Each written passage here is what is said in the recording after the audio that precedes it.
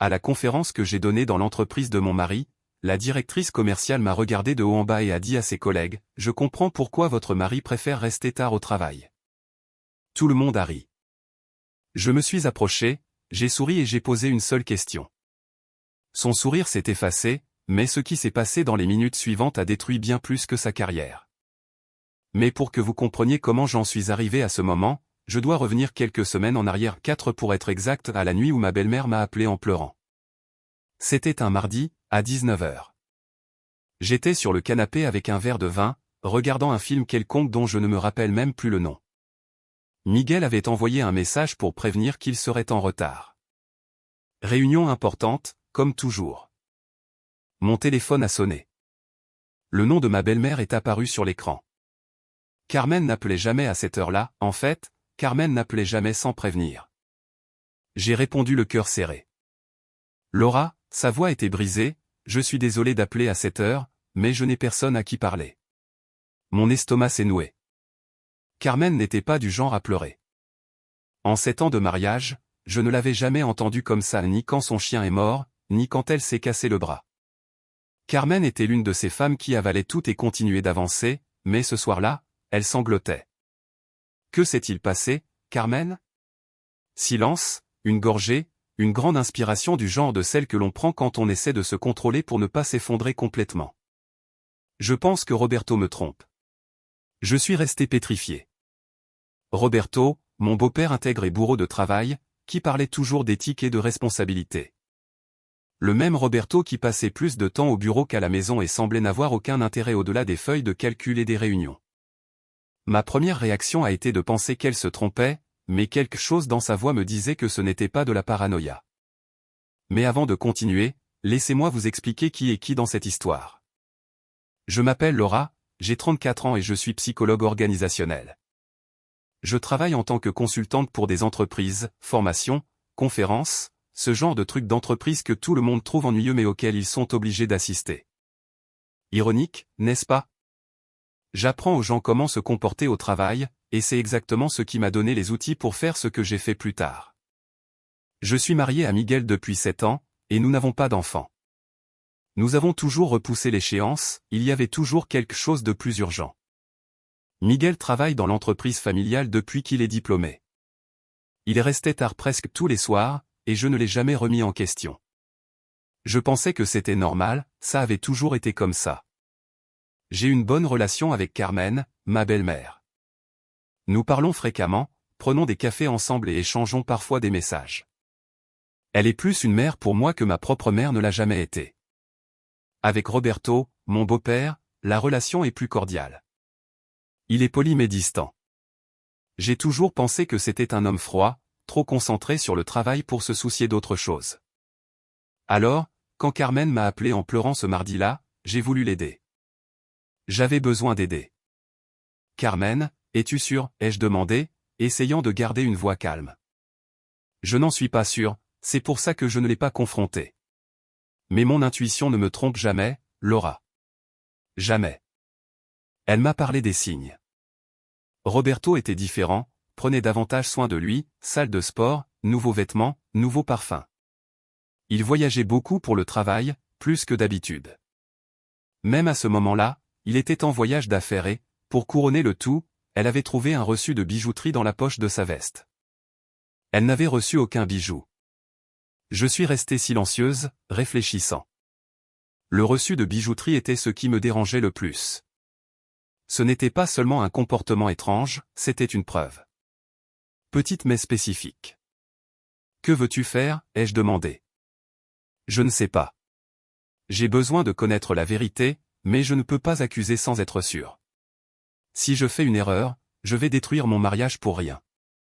Et si j'ai raison? Elle n'a pas fini sa phrase. Ce n'était pas nécessaire. J'ai réfléchi un instant. Je me suis mise à sa place. Si c'était moi, si c'était Miguel, je voudrais savoir.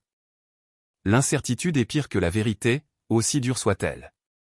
Et si nous engagions un détective privé? Carmen a hésité à l'autre bout du fil. Je pouvais presque la voir froncer les sourcils, trouvant l'idée trop extrême. Comme ça, tu seras sûr avant d'accuser, ai-je continué. Si ce n'est rien, personne n'a besoin de le savoir. Tu écartes les soupçons et tu passes à autre chose. Silence prolongé. J'entendais sa respiration lourde. D'accord, faisons-le. Je connaissais un bon détective, une collègue l'avait utilisé lors de son divorce. L'homme était discret, professionnel, et avait obtenu assez de preuves pour qu'elle puisse tout garder lors de la séparation. Carmen, je connais un détective. Laisse-moi l'appeler maintenant pour voir s'il est disponible. J'ai raccroché avec Carmen et j'ai cherché le contact dans mon carnet d'adresses. Je l'ai trouvé et j'ai appelé. Il a répondu dès la première sonnerie.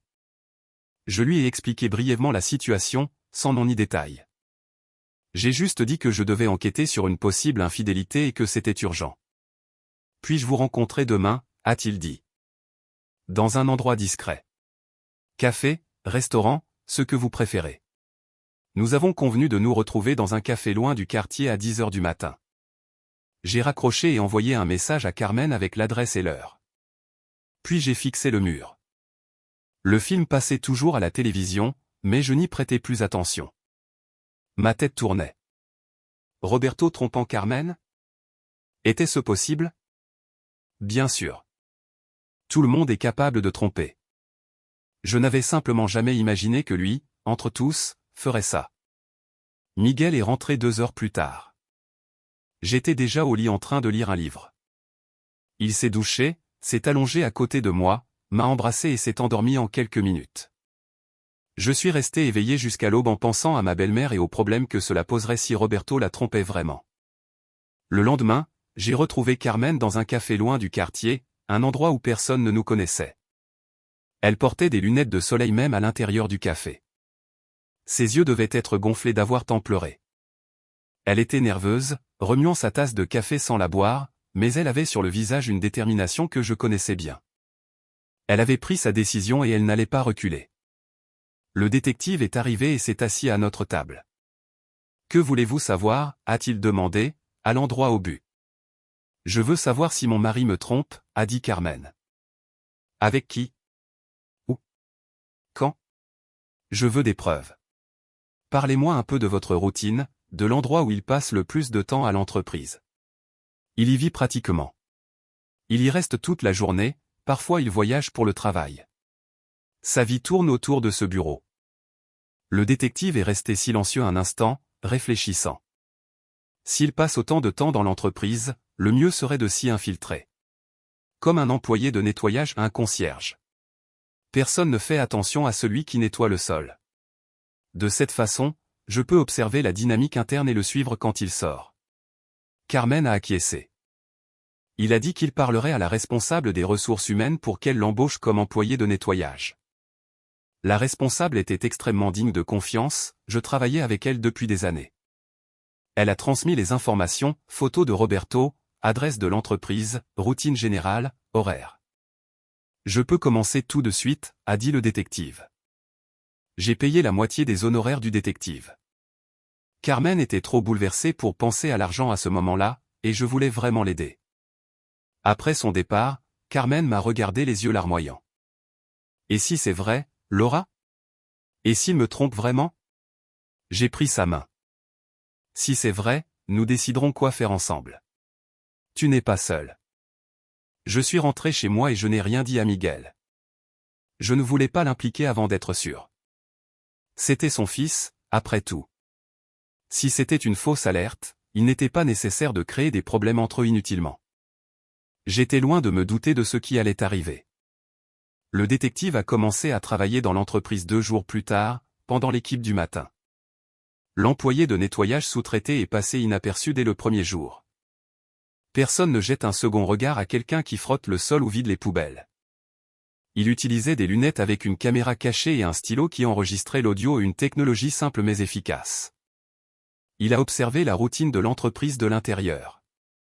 Il a appris les noms, les postes, et qui était qui. Il a noté l'emploi du temps de Roberto, les endroits qu'il fréquentait et les personnes à qui il parlait. Pendant ce temps, la vie continuait.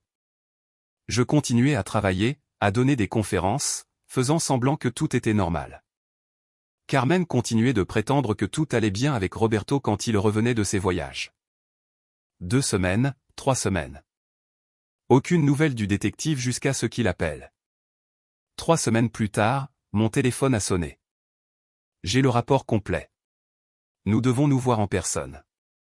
La voix du détective était sérieuse et professionnelle, mais avec quelque chose en plus, une hésitation qui m'a laissé un nœud à l'estomac. J'ai appelé Carmen immédiatement.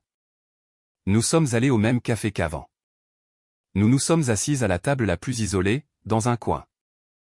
La climatisation était trop froide, mais je n'avais pas froid, je transpirais de nervosité. Le détective est arrivé à l'heure. Il portait un lourd dossier noir. Il s'est assis en face de nous et a posé le dossier sur la table. Il y avait 2 enveloppes à l'intérieur. Il a tendu une enveloppe à Carmen.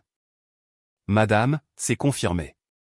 Votre mari a une liaison avec une employée. » Carmen a fermé les yeux une seconde.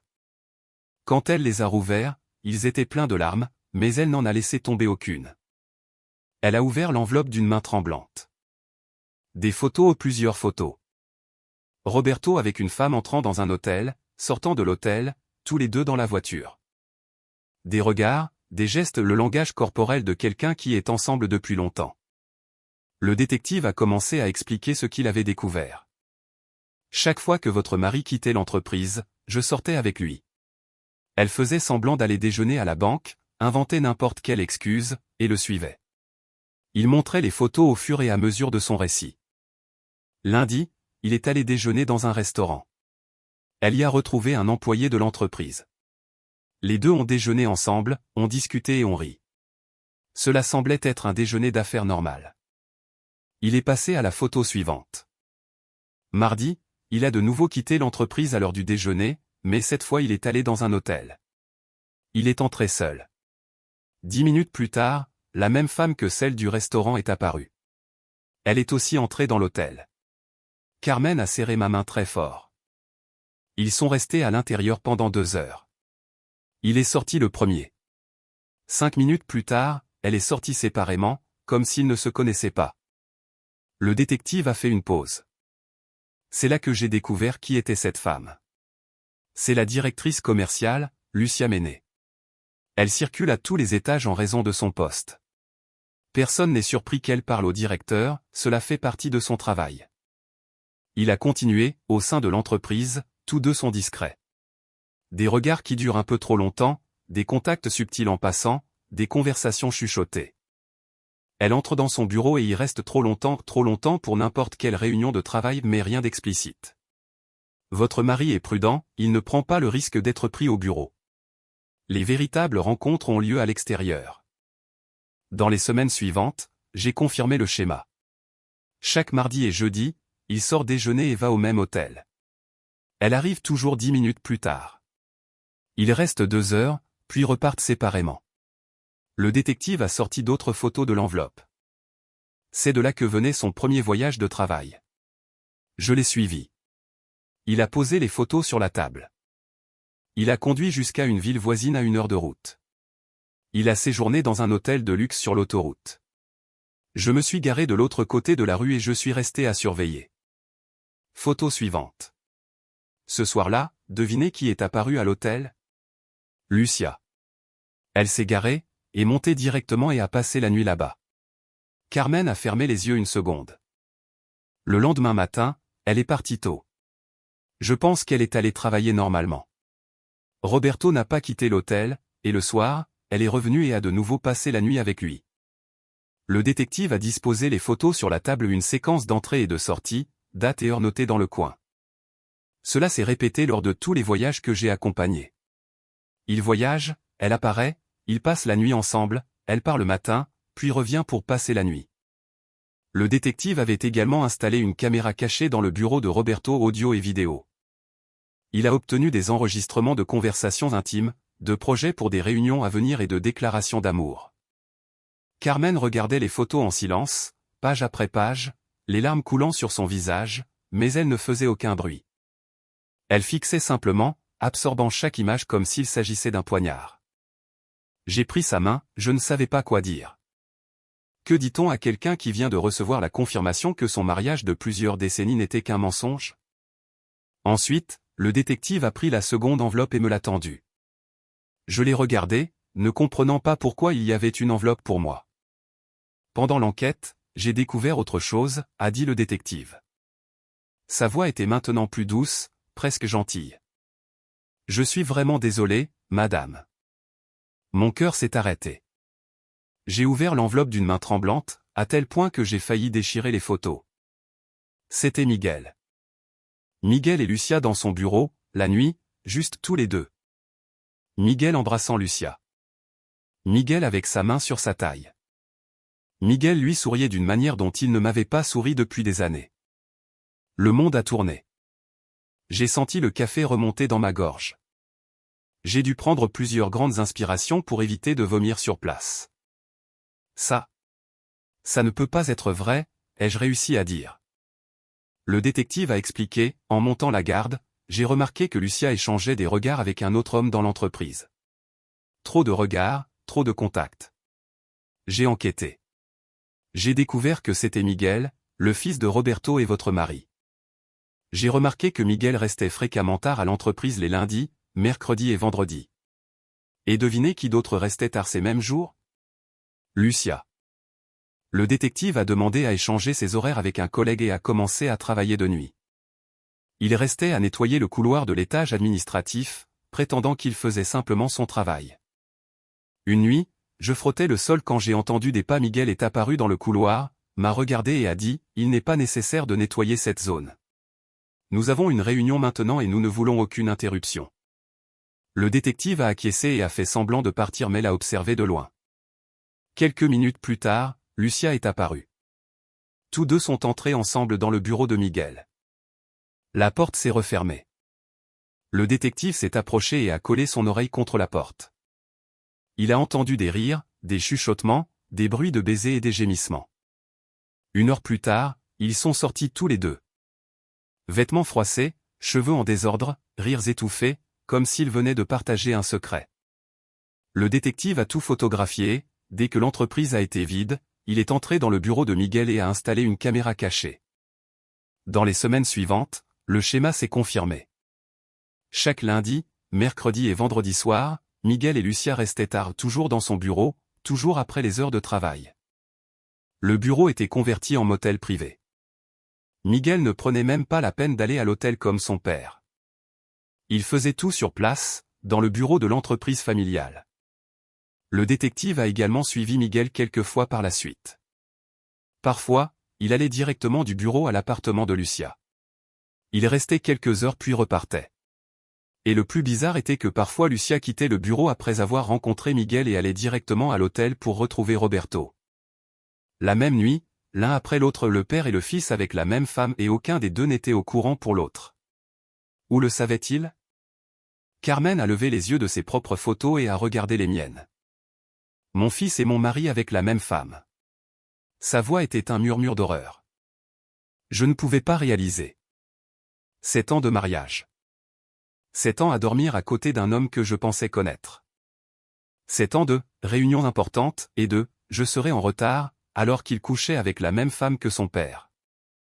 Et puis vint la pensée qui me détruisit de l'intérieur, depuis quand Miguel restait-il toujours tard? Depuis le début du mariage. Même avant. En fait, je croyais que c'était du dévouement au travail, je croyais qu'il voulait prouver à son père qu'il méritait d'être là. Mais non, ce n'était jamais ça. Il m'avait toujours trompé depuis le début. J'ai été une idiote tout ce temps, dormant seule pendant qu'il était avec elle ou d'autres.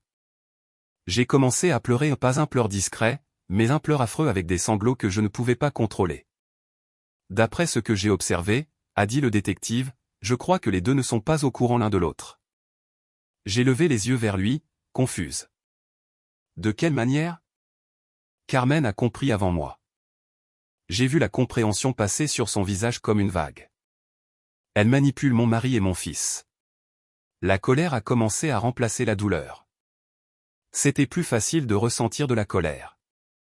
La douleur était paralysante, la colère donnait de l'énergie. Je veux les détruire tous les trois, ai-je dit. Ma voix était ferme pour la première fois depuis que j'avais ouvert cette enveloppe. Carmen m'a regardé. Dans ses yeux, j'ai vu la même chose que ce qu'elle devait voir dans les miens. Moi aussi, a-t-elle chuchoté. J'ai payé au détective le reste de la somme. Il a fermé son dossier, s'est levé et nous a serré la main à toutes les deux. Si vous avez besoin de quoi que ce soit d'autre, appelez-moi. Il est parti. Nous étions seuls dans le café, les deux enveloppes sur la table entre nous.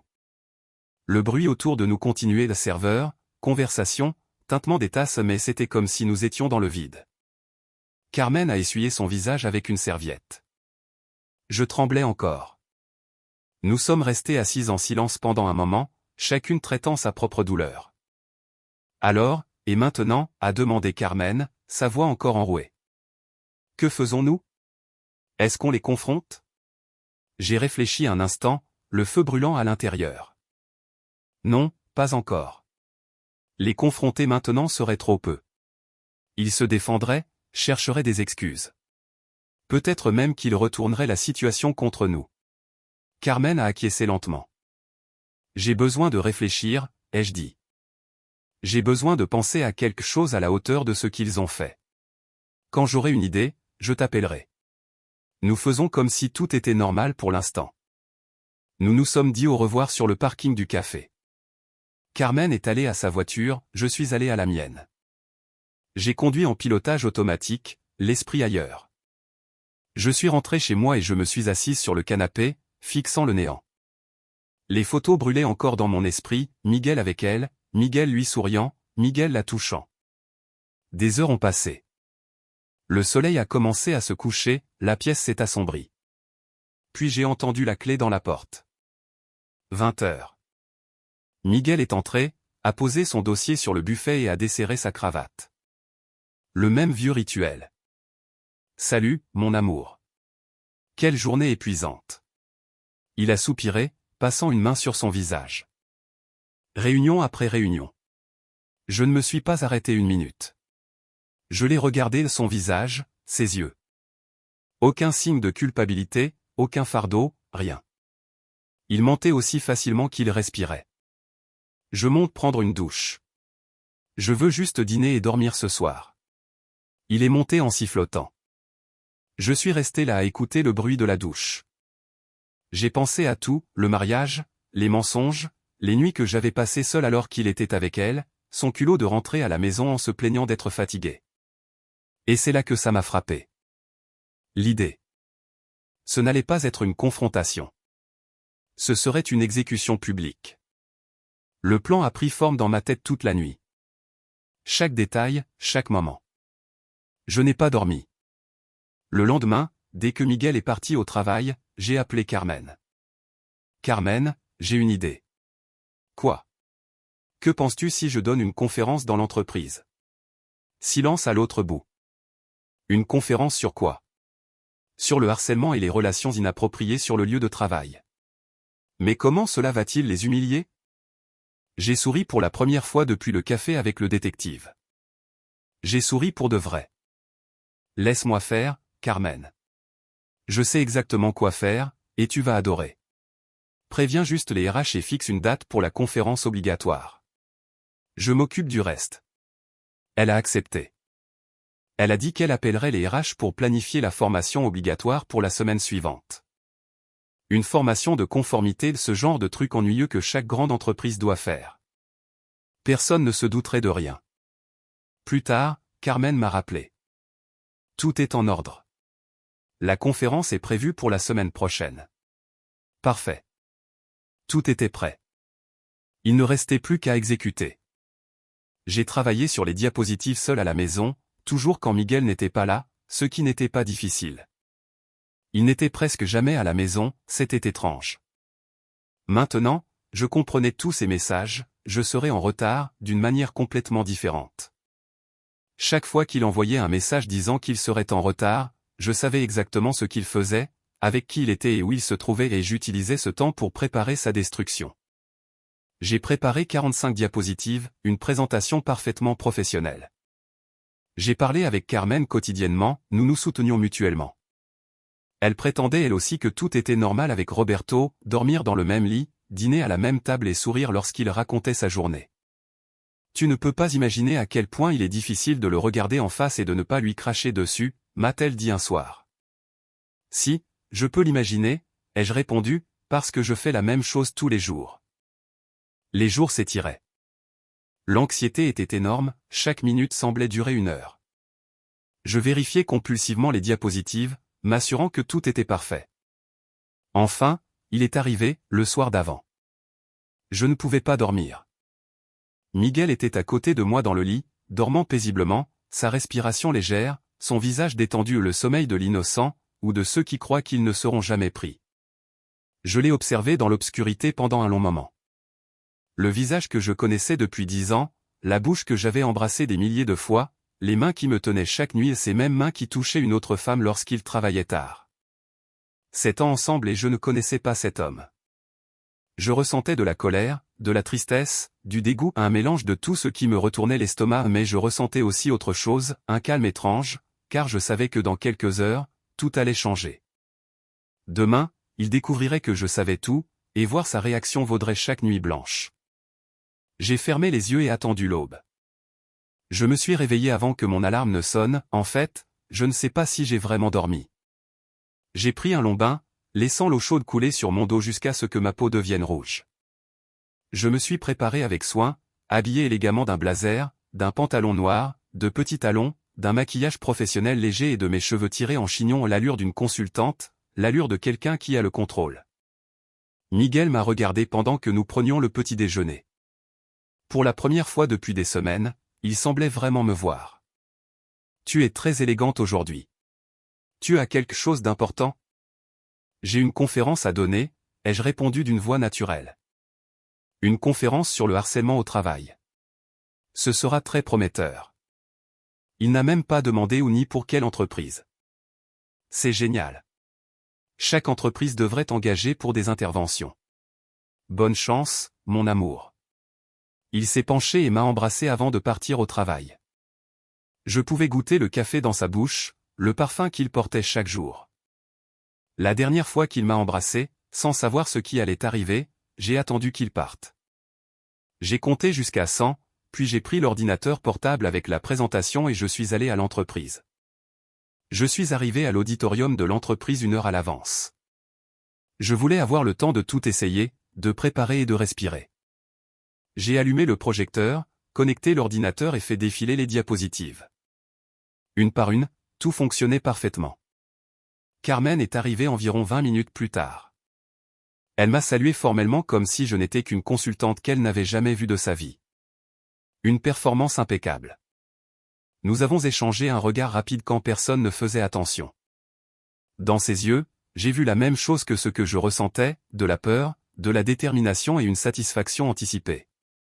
Un homme en costume est entré dans l'auditorium, costume impeccable, mallette d'exécutif, l'air de quelqu'un qui était là pour les affaires. Il s'est assis à l'arrière, discret. Je me suis approché de Carmen.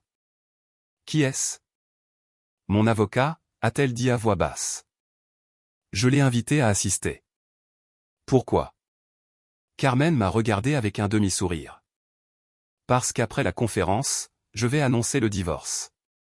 Je veux qu'il soit là pour tout voir et pour tout ce qui se passera ensuite. » C'était logique. La dame des ressources humaines organisait la liste de présence à l'entrée. Tout le monde devait signer la preuve qu'ils étaient là. Les employés ont commencé à arriver en traînant les pieds, marmonnant entre leurs dents à propos de cette formation obligatoire ennuyeuse. J'entendais les commentaires, encore 1 heure de perdu, il aurait pu travailler, c'est toujours la même chose. Ils n'en avaient aucune idée. J'observais depuis la scène à côté du pupitre, le cœur battant la chamade mais le visage parfaitement calme. J'avais répété cette expression devant le miroir pendant des jours. Roberto est arrivé avec un air de propriétaire, a franchi la porte, a salué certains employés par des tapes dans le dos et s'est assis au premier rang. Position d'autorité, jambes croisées, bras détendus, langage corporel de quelqu'un qui se sent aux commandes. Il m'a jeté un coup d'œil rapide puis a détourné le regard. Pour lui, je n'étais qu'une consultante de plus, il ne m'a même pas reconnu comme sa belle-fille. Miguel est arrivé quelques minutes plus tard. Quand il m'a vu sur scène, il s'est arrêté au milieu de l'allée avec une surprise sincère sur le visage. Je l'ai salué brièvement, professionnellement. Il a froncé les sourcils de confusion mais s'est assis sans rien dire, pensant probablement que j'avais oublié de mentionner que la conférence avait lieu dans leur entreprise. L'auditorium s'est progressivement rempli de 60 à 70 personnes, presque tous des employés. Et puis, enfin, Lucia est entrée en se déhanchant en talons au résonnant sur le sol, cheveux lâchés, avec le sourire de quelqu'un qui pense que le monde lui appartient. Elle s'est assise au milieu de l'auditorium, bien en vue, à croiser les jambes et à regarder autour d'elle. Quand elle m'a vu sur scène, elle a penché la tête et a demandé à un collègue à côté d'elle, « Qui est cette femme ?» « La femme de Miguel », a-t-il répondu. J'ai vu la lueur de reconnaissance passer sur son visage. Son sourire s'est élargi.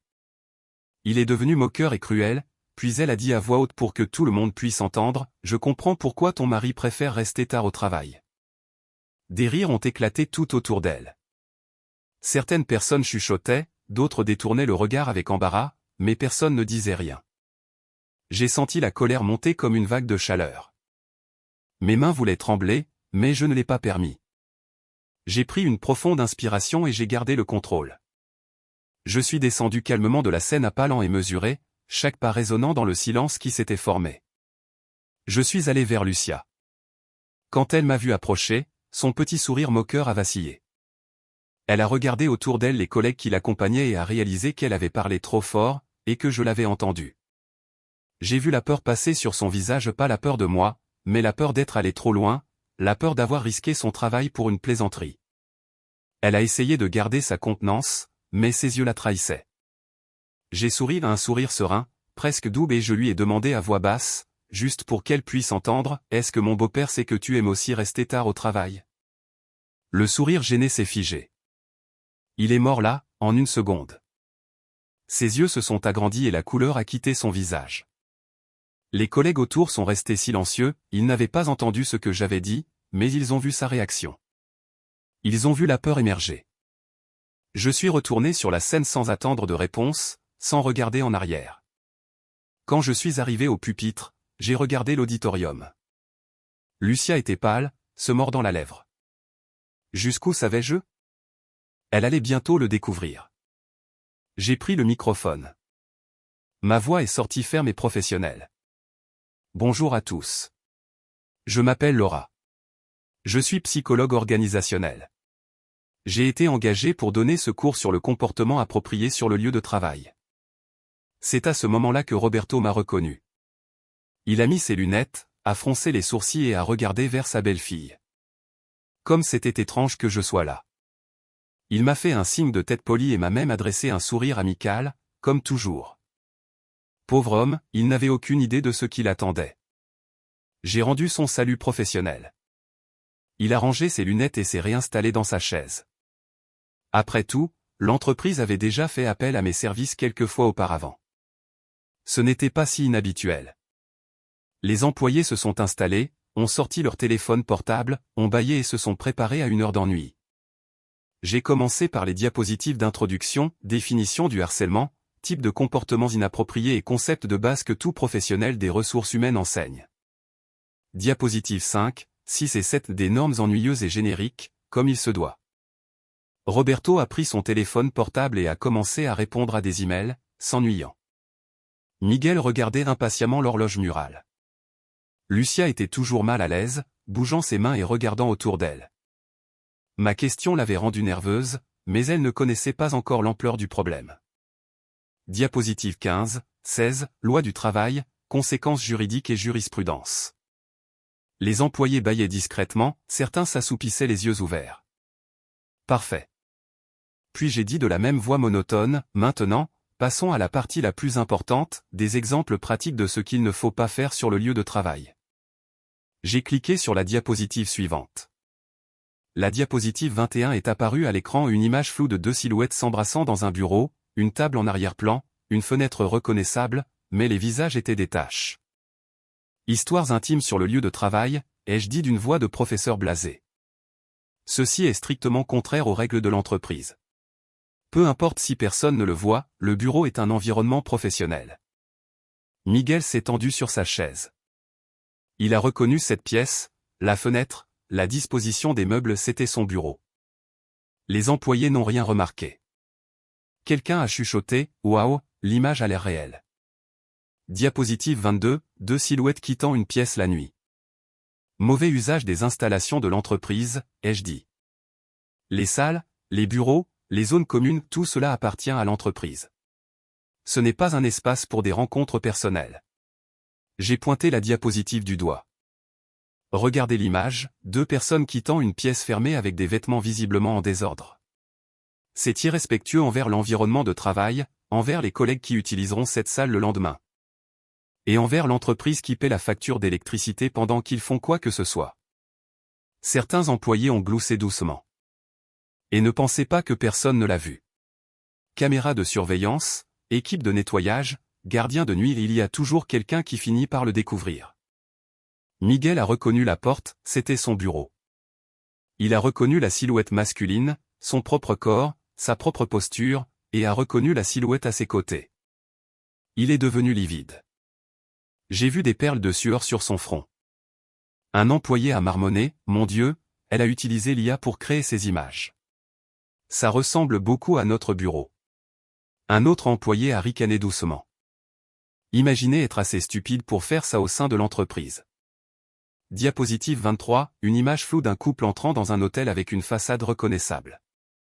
Roberto s'est tendu, a rangé son téléphone et a mis ses lunettes. Il a reconnu l'hôtel, c'était là où il se trouvait avec Lucia. Beaucoup de gens pensent, si leur rencontre a lieu à l'extérieur de l'entreprise, ce n'est pas le problème de l'entreprise. Faux. J'ai laissé le mot résonner. La politique de l'entreprise est claire. Les relations entre employés doivent être signalées au RH, et les relations entre personnes de rang différents sont interdites.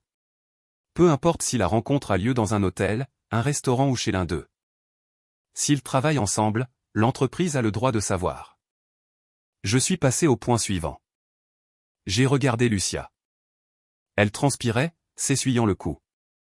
Un tel comportement n'affecte pas seulement les personnes concernées, ai-je dit. Cela affecte toute la dynamique de l'entreprise, la confiance entre collègues, la productivité et l'environnement de travail dans son ensemble. Les employés continuaient de commenter, impressionnés. La présentatrice a fait un excellent travail. Les photos ressemblent beaucoup à notre bâtiment. Est-elle venue ici avant pour prendre des photos de référence? Ils n'avaient aucune idée qu'il s'agissait de vraies photos. Depuis la scène, je les observais tous les deux. Roberto avait reconnu les photos de l'hôtel. Je l'ai vu se tendre quand la façade est apparue, mais quand les photos du bureau de nuit sont apparues, il a froncé les sourcils de confusion. Ce n'était pas lui là-bas. Miguel, c'était l'inverse, il reconnaissait les photos de son bureau, mais quand l'hôtel apparaissait, il semblait confus. Cependant, ils ont tous deux reconnu une chose, la silhouette féminine. La même sur toutes les photos, le même corps, la même posture. Lucia. J'ai vu le moment exact où ils ont commencé à réaliser. Le père et le fils se sont regardés, et dans leurs yeux, j'ai vu la compréhension arriver lentement. Puis, soudainement, ils ont su qu'ils étaient avec la même femme. J'ai continué d'une voix parfaitement calme, professionnelle et inébranlable. Diapositive 24, un comportement inapproprié entraîne un licenciement pour motif grave, quel que soit le poste ou l'ancienneté dans l'entreprise. Et regardez directement Lucia en disant cela. Elle tremblait. J'ai terminé les dernières diapositives, procédure de signalement, canaux de communication et politique de l'entreprise. J'ai fait une longue pause et j'ai regardé tout l'auditorium. J'espère que tout le monde a compris le message. Merci de votre attention. Des applaudissements polis et automatiques ont suivi. Personne ne savait ce qui venait réellement de se passer, sauf 3 personnes qui étaient dévastées intérieurement. La réunion a pris fin. Les employés ont commencé à se lever, s'étirant, sortant leur téléphone et retournant au travail. Roberto s'est levé du premier rang. Son visage était rouge, ses mains serrées en poing. Il s'est approché de moi d'un pas lourd, bousculant des chaises sur son passage. « Qui t'a dit de donner cette présentation ?» Sa voix a résonné dans l'auditorium. Les employés ont cessé de bouger et ont regardé. Roberto ne perdait jamais le contrôle ainsi, il était toujours froid, toujours composé. Mais Roberto n'était plus composé. J'ai ouvert la bouche pour répondre, mais une autre voix a parlé avant la mienne. C'est moi qui l'ai envoyé, Roberto. Y a-t-il un problème, Carmen? Elle est apparue derrière lui depuis le fond de l'auditorium, calme, avec une posture droite. Son regard était de la glace pure. Roberto s'est retourné. Quand il a vu sa femme, son visage est devenu blanc. Carmen, qu'est-ce que... Je sais tout, Roberto. Silence absolu dans l'auditorium. Tout le monde regardait. Roberto a dégluti difficilement.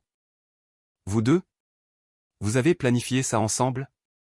Carmen n'a pas répondu, ce n'était pas nécessaire. Puis Miguel est arrivé en courant du fond de l'auditorium, bousculant les employés et renversant une chaise. Son visage était déformé par la rage. Il est allé droit vers son père et l'a frappé au visage. Roberto est tombé au sol, le sang jaillissant de son nez. Tu trompais ma mère, espèce d'individu méprisable. Les employés ont sorti leur téléphone et ont commencé à filmer. Des cris et des exclamations ont rempli la pièce. Roberto s'est relevé, titubant, essuyant le sang de sa lèvre avec le revers de sa main. Ses yeux foudroyaient Miguel. Et toi? Tu es dans le coup aussi? Tromper ta femme, espèce d'hypocrite. C'est différent. Différent? Les chuchotements se sont propagés dans l'auditorium comme une traînée de poudre, le PDG et le directeur trompant leur femme. J'ai tout observé depuis la scène, l'humiliation, les secrets exposés, la destruction que j'avais planifiée se déroulant exactement comme je l'avais imaginé. Et je ne ressentais aucun remords, aucune pitié, seulement de la satisfaction. Vous êtes tous les deux méprisables, ai-je dit d'une voix glaciale qui a coupé le bruit. Miguel s'est tourné vers moi. Laura, pourquoi as-tu fait ça? Je suis allé vers lui et j'ai regardé dans les yeux de l'homme que je pensais aimer. Pour alerter l'entreprise sur ce qu'il ne faut pas faire sur le lieu de travail, ai-je répondu avec un sourire sarcastique. N'est-ce pas ce que tu dis toujours que je fais le mieux? Tu n'avais pas besoin d'exposer les choses comme ça devant tout le monde. Dans mon entreprise. Carmen a fait un pas en avant. Sa voix a tonné. Mon entreprise. Vous êtes tous les deux licenciés, avec effet immédiat. Roberto s'est tourné vers elle, incrédule, le sang coulant toujours de sa lèvre. Tu ne peux pas me licencier. Je dirige cette entreprise depuis 15 ans. Carmen a ri, un rire sincère cette fois, comme s'il venait de raconter une excellente blague. Roberto, cette entreprise existait avant toi et elle continuera d'exister après toi. Tu étais un employé, Roberto. Tu n'as toujours été qu'un employé. Le fait que tu aies dormi dans mon lit pendant presque 40 ans ne change rien à cela. Roberto a ouvert la bouche pour répondre, mais il n'avait rien à dire. Miguel a pris la parole. Maman, je sais que j'ai déconné, mais je connais tout ici. Je peux diriger les choses à la place de papa. Tais-toi. La voix de Carmen était comme un fouet. Tu penses que je vais mettre l'entreprise de ma famille entre tes mains? Tu es aussi sale que ton père, peut-être pire. Au moins, ton père avait la décence d'aller à l'hôtel. Toi, tu l'as fait à l'intérieur de mon bâtiment. Maman, tu ne peux pas me faire ça. Je suis ton fils. C'est précisément pour cela que je vais le faire. Parce que je suis ta mère et parce que j'aurais dû mieux t'élever. Tu es licencié. Miguel était sous le choc. Les dominos tombaient, plus de travail, plus d'entreprise, plus d'héritage. J'ai parlé en le regardant droit dans les yeux. Tu recevras une convocation concernant notre divorce. Miguel s'est tourné vers moi, les yeux implorants. Laura, s'il te plaît, est-ce qu'on peut traverser ça? Non, Miguel, c'est fini. 7 ans de mariage jetés à la poubelle parce que tu ne pouvais pas rester tranquille. Fais tes valises et pars aujourd'hui. Carmen a regardé Roberto. Toi aussi, tu sors de ma maison. Tu as jusqu'à demain pour prendre tes affaires. Roberto et Miguel se sont regardés une seconde, pour la première fois depuis la dispute. Dans ce regard, il y avait de la colère, de la honte et de la culpabilité, mais pas de vrai regret, seulement le regret d'avoir été pris.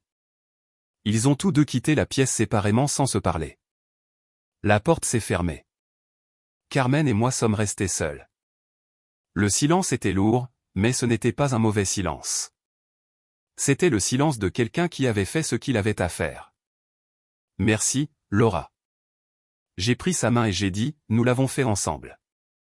Qu'est-ce que tu vas faire maintenant, a-t-elle demandé. J'ai réfléchi un instant. Ma vie venait de prendre un tournant. Mon mariage était fini. Mon image de femme parfaite avait été brisée, mais étrangement, je me sentais plus légère que je ne l'avais été depuis des années. Recommencer à zéro. Carmen a souri, un sourire fatigué mais sincère. J'ai besoin de quelqu'un de confiance ici à l'entreprise, quelqu'un dont je sais qu'il ne me poignardera pas dans le dos. Veux-tu travailler avec moi? Je lui ai adressé un vrai sourire. J'accepte. Les vidéos de la confrontation sont devenues virales avant la fin de la journée. Les employés les ont envoyées à des amis, qui les ont envoyées à d'autres amis, qui les ont postées dans des groupes, qui les ont diffusées sur les réseaux sociaux. En moins d'une semaine, Roberto et Miguel étaient devenus la risée de tout le marché. Le mot-clic le trompeur trompé était l'un des plus utilisés. Le père et le fils ne se parlent plus, chacun rejette la faute sur l'autre pour ce qui s'est passé. Lucia a essayé de trouver du travail dans d'autres entreprises de la ville. Personne ne voulait l'engager. L'histoire s'était propagée, chaque département des RH savait qui elle était. Chaque entreprise avait entendu parler d'elle, et elle a alors pris la pire décision possible, elle a intenté un procès. L'entreprise l'a poursuivie pour exposition illégale de son image. L'affaire a fait la une. L'histoire s'est propagée au-delà de la ville, elle est devenue un article de fond et une favorite des sites de potins. Elle est devenue un mème, une blague nationale. Les gens ont comparé cela à l'effet Streisand, cet effet qui se produit quand on essaie de cacher quelque chose et qu'on finit par lui donner encore plus de visibilité. Lucia voulait être oubliée. Maintenant, le pays tout entier savait qui elle était et ce qu'elle avait fait. L'affaire a été classée. L'avocat de Carmen a prouvé que les images étaient méconnaissables et que Lucia s'était volontairement identifiée. Elle a même dû payer les frais de justice. Les audiences de divorce ont commencé. Miguel a essayé d'intervenir au début, mais son avocat a été direct, trouve un accord ou nous irons au tribunal. La procédure traînera pendant des années, et tes chances sont minimales. Miguel a accepté l'accord. J'ai gardé l'appartement, il a pris ses vêtements et sa honte. Carmen a également demandé le divorce. Roberto a essayé de se battre pour les biens, pour une pension, pour n'importe quoi mais il n'avait droit à rien. L'entreprise avait toujours été à elle. Il était un employé. La maison était à elle, un héritage familial. En 40 ans de mariage, il avait accumulé un poste et un ego, il a perdu les deux. Des mois plus tard, les divorces ont été finalisés. J'ai commencé à travailler avec Carmen à l'entreprise. Elle a pris le contrôle total et a découvert qu'elle en savait bien plus sur la gestion qu'elle ne l'avait imaginé. Miguel a déménagé dans une autre ville. Il a obtenu un emploi de subalterne dans une plus petite entreprise, à un poste qu'il aurait trouvé humiliant il y a 2 ans. Roberto vit de ses économies, forcé à une retraite anticipée. Une réputation ruinée pèse plus lourd que l'âge. Personne n'engage un cadre impliqué dans un tel scandale.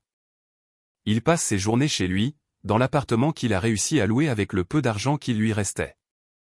Je recommence à zéro. Divorcée à 34 ans, plus forte que jamais. Je me réveille chaque jour en sachant exactement qui je suis et de quoi je suis capable.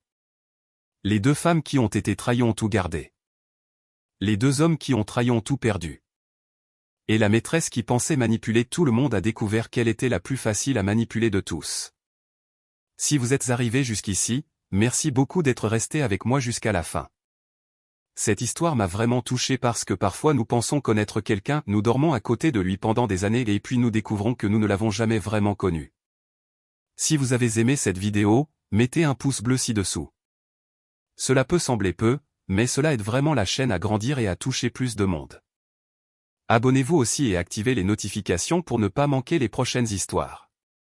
Un énorme bisou et à la prochaine fois.